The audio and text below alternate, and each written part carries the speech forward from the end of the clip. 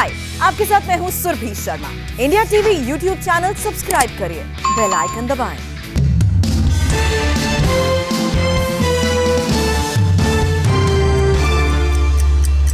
Welcome back. और आइए अब देखते हैं इस वक्त की 100 हेडलाइंस।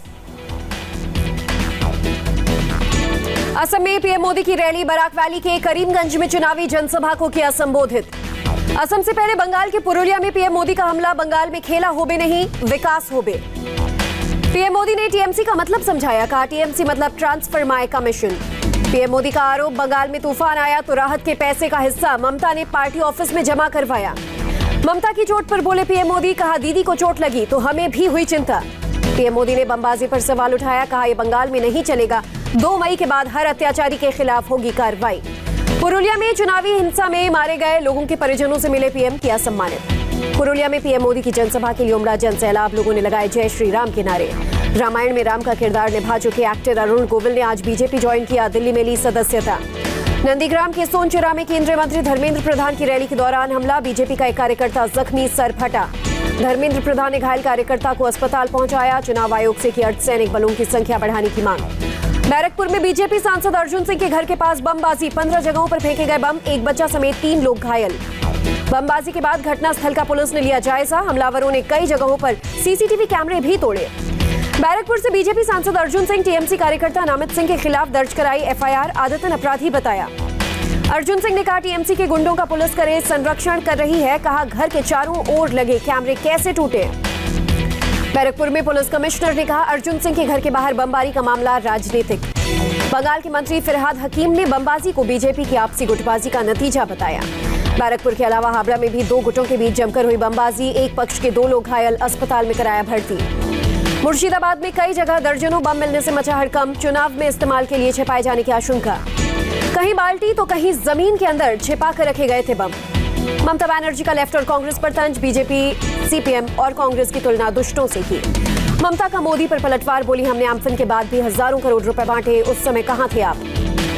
पश्चिमी मिदनापुर में ममता की रैली, कहा केवल चुनाव के समय हेलीकॉप्टर और प्लेन में पैसे लेकर आते हैं बीजेपी के नेता। ममता ने खुद को बताया टाइगर, कहा केवल जनता के सामने अपना सिर झुकाती हूँ। ममता ने फिर उठाया एनआरसी का मुद्दा, कहा देश के एक भी नागरिक को बंगाल से नहीं निकलने दूंगी। शुभेंदु अधिकारी ने नंदीग्राम में की जनसभा, रैली से पहले गोकुल नगरी में मंदिर में किया पूजा पाठ। शुभेंदु ने ममता पर लगाया आरोप, कहा एक खास समुदाय के लोगों को भड़काया जा रहा है, सभाओं में नशे में लोगों को भेज रही है टीएमसी। पश्चिम बंगाल बीजेपी अध्यक्ष दिलीप घोष नहीं लड़ेंगे चुनाव, पार्टी ने पूरे राज्य में चुनाव प्रचार का जिम्मा सौंपा। 21 मार्च तक आ सकता है बंगाल बीजेपी का मैनिफेस्टो, बीजेपी सांसद सुकांत मजूमदार का दावा। कल से 2 दिन के असम दौरे पर जाएंगे राहुल गांधी, प्रियंका गांधी वाड्रा भी साथ में रहेंगी मौजूद। बीजेपी उम्मीदवार खुशबू सुंदर ने चेन्नई में किया नामांकन, नॉमिनेशन से पहले किया रोड शो। एंटीलिया केस में इंडिया टीवी के हाथ लगी एक्सप्लोजिव सीसीटीवी फुटेज, सचिन वाजे के साथ किसी और के शामिल होने का शक। सीसीटीवी फुटेज के मुताबिक इनोवा कार को ले जाने वाला और वापस लाने वाला शख्स अलग अलग लोग, एनआईए भी कर रही जांच। सचिन वाजे केस में एनआईए जांच तेज, कलीना लैब से फॉरेंसिक टीम एनआईए दफ्तर पहुंची, वाजे से मिली कपड़ों की फॉरेंसिक जांच। एनआईए ने सीआईयू के स्टाफ को दफ्तर बुलाया, मोबाइल आईपैड से डिलीटेड डेटा को रिट्रीव किया जाएगा। सचिन वाजे के खिलाफ एनआईए सूत्रों का बड़ा खुलासा, पिछले 10 महीने में 5 स्टार होटल में कई बार रुका था वाजे। परमवीर सिंह को होमगार्ड डीजी बनाए जाने से नाराज संजय पांडे छुट्टी पर गए, संजय पांडे को होमगार्ड डीजी से हुआ था ट्रांसफर। आईपीएस रजनीश सेठ ने संभाला महाराष्ट्र डीजीपी का अतिरिक्त प्रभार। एनआईए की टीम सचिन वाजे को लेकर थाने में उसके घर पहुंची, माहिम क्रीक, बाबुलनाथ समेत कई जगहों पर भी ले गई थी टीम। महाराष्ट्र मामले पर देवेंद्र फडणवीस ने पीएम और गृह मंत्री को किया अपडेट, 1 घंटे तक चली बैठक में बीजेपी अध्यक्ष जेपी नड्डा भी रहे मौजूद। कोरोना ने तोड़े इस साल के सारे रिकॉर्ड, पिछले 24 घंटे के अंदर 35,871 नए मामले, 172 संक्रमितों की मौत। मुंबई के मेयर किशोरी पेडनेकर ने नाइट कर्फ्यू का किया समर्थन, दादर और दूसरी सब्जी मंडियों को दूसरी जगह शिफ्ट करने पर विचार। पुणे में कोरोना विस्फोट, 24 घंटे में 2,500 से ज्यादा नए मामले, मेयर ने बुलाई आपात बैठक। नागपुर के बैंकों में भारी भीड़, मेयर ने लोगों को खड़े होने के लिए चूने का गोला बनाने का दिया आदेश। महाराष्ट्र के नंदोर में स्टूडेंट और टीचर समेत 30 लोग संक्रमित, पालघर जिला प्रशासन ने हॉस्टल सील किया। दिल्ली के सीएम अरविंद केजरीवाल का ऐलान, दिल्ली में 1.25 लाख लोगों को रोजाना लगेंगे टीके, वैक्सीनेशन सेंटर भी दोगुना होगा। दिल्ली में सुबह 9 बजे से रात 9 बजे तक लगेंगे कोरोना के टीके, एसओपी का होगा कड़ाई से पालन। सीएम केजरीवाल ने केंद्र को लिखी चिट्ठी, कहा 18 साल से ज्यादा उम्र के लोगों को टीका लगाने की छूट मिले। दिल्ली में कोरोना को लेकर बड़ी सख्ती। अब तक 5,62,000 लोगों के चालान काटे गए। मास्क न पहनने पर बुधवार को 500 लोगों का लगा जुर्माना। 5,20,000 से ज्यादा रुपए वसूले गए।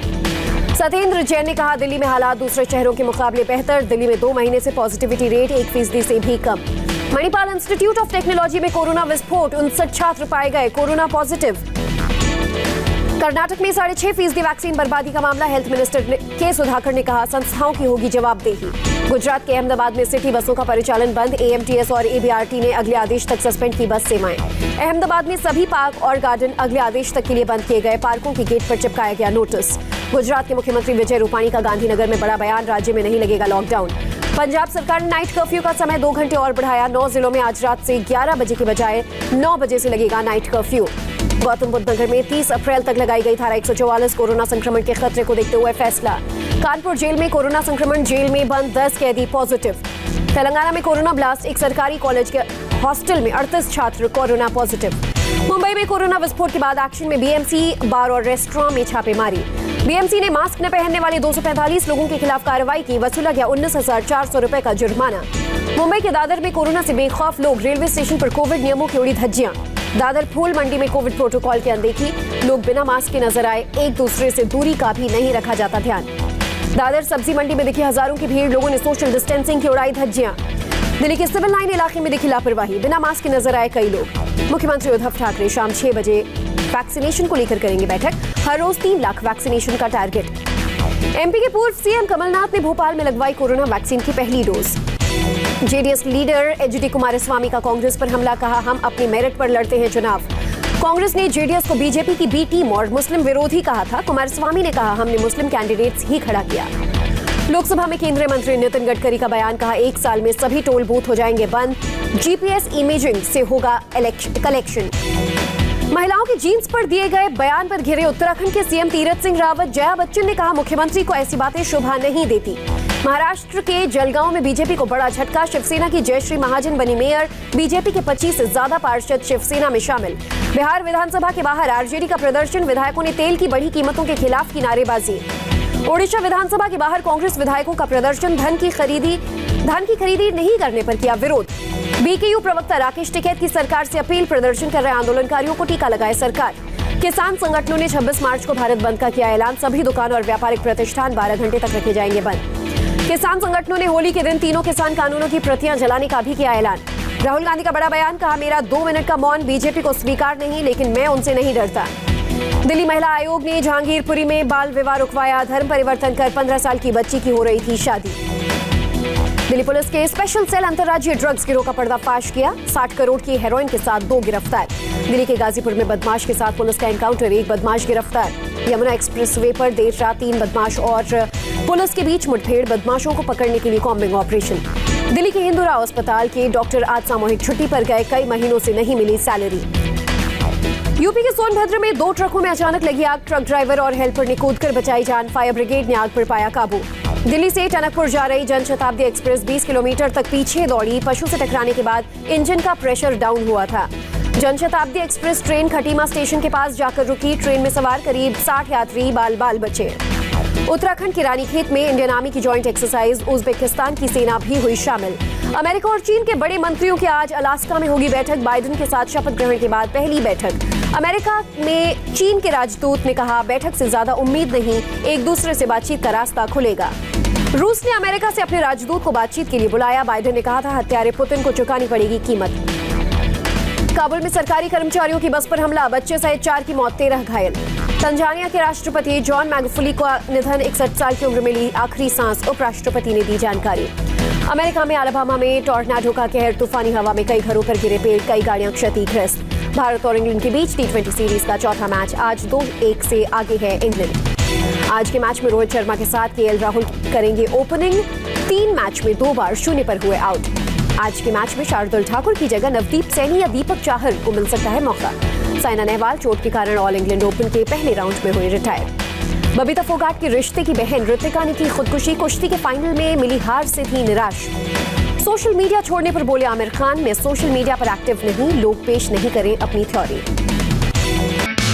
हाय, आई एम सुरभि शर्मा। खबरों से अपडेट रहने के लिए India TV YouTube channel subscribe करिए, साथ में बेल आइकन जरूर दबाएं। जुड़े रहें इंडिया टीवी के साथ।